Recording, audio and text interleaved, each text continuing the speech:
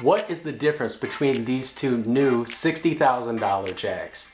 For one, buyers are paying full sticker price, no more than 5% off MSRP. For the other though, buyers are paying 18 to 27% off MSRP. In this video, I'm going to cover the number one mistake car buyers make when negotiating car price. And this advice is going to help you for more than just car price. Whether you're negotiating salary, or I'll tell you at the end of this video a story how last night my fiance did a better job than I would have in negotiating the price of a grill.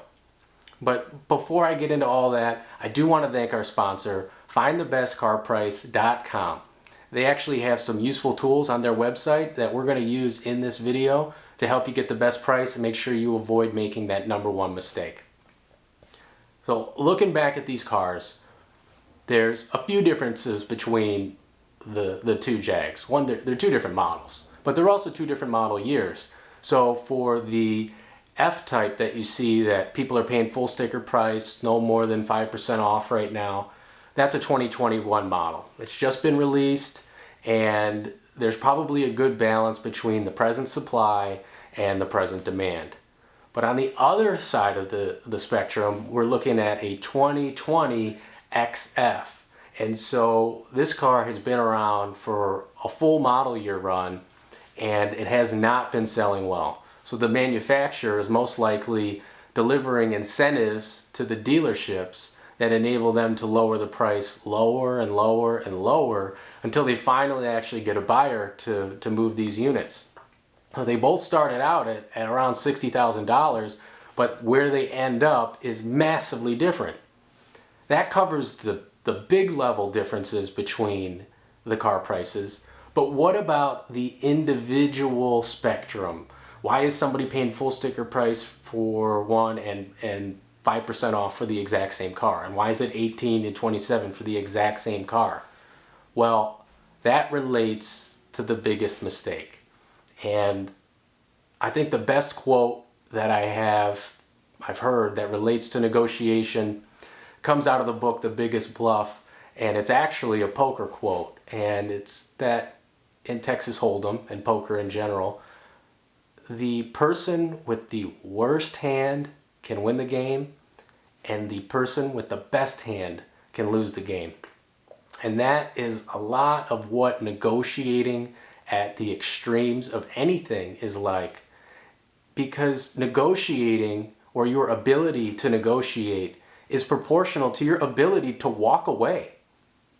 And you give yourself that ability in two main ways. One, you just walk away. You got nothing to walk away to. You have a bluff. You're full of it. The other way is to create alternatives for yourself. Find alternatives.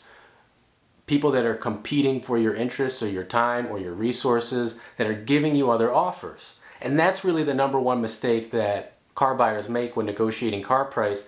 They don't bring enough alternatives to the table. And nowadays that's easier than ever. There's no excuse for this. You do not have to go physically be at a dealership to solicit offers. You don't even have to be at a dealership anymore to get quotes for your trade-in. You can take videos of the exterior of the car, take videos of the inside of the car, take a picture of the odometer and the VIN number, upload it to a Google Drive, send the link to a bunch of dealers, they'll give you quotes. I've got a video on my channel about how to negotiate best via email, and the sponsor, findthebestcarprice.com, they have a great tool, easy to use template, where you just type in the blank information and you start sending these quotes out to as many dealers as you can. And they've got some recommendations about how to do that for what you're looking for. But you're going to start fielding multiple offers, and the dealers are going to compete against each other. Because in the case of these two Jaguars, the dealers are selling the same exact product. They didn't make the car themselves. They're not fixing it. They're just selling the exact same thing. So it's going to depend on their specific financial position. I talk about in my other videos about car negotiation. How much they are getting compensated for that car could depend on how many units they've moved that month, what time of month that is, how close they are to hitting their unit goals for that month. And that could affect why one dealer might be willing to sell that car for a price lower than another one can. But you won't know that unless you're shopping around. So don't make that mistake. Shop around. And I want to tell you about a mistake that I made last night. So I'm a Home Depot guy. My fiance is a Lowe's girl, and we went to go look for grills. So we checked out Home Depot, saw some stuff, maybe kind of interested, went to Lowe's, saw some different products. And the one that really caught our eye, it's like a generic green egg. It's like the Char Griller Acorn, and it's a good looking charcoal grill. I'm excited to start using it. And they were out of stock, so they only had the floor model. Well, the first question we asked is, can we have a discount since it's the last one? Just a simple question. And the guy immediately said, yeah, sure, here's 10% off. Well, it's a $300 grill, that's 30 bucks. Now, the mistake I made is I was happy with that. I mean, I would have paid full sticker price for that grill. I was pretty pumped about it because one of these green eggs is at least twice the price, probably 3 times the price. But we get to the register, and my fiance asked the cashier, you know, if it's not too much trouble, would you consider taking more off of this grill, because it's not only been a floor model, but there's some scratches here on the grill, on the actual grill lid, the cast iron, you know, grill plate. And she brought the manager over, and the manager just looked at it and he goes, well, we can give you another 10% off. That was another $30. Now we'll go from full sticker price to 20% off with a couple questions based around the premise of a false bluff. We had nowhere else to go. We were going to buy that thing one way or another.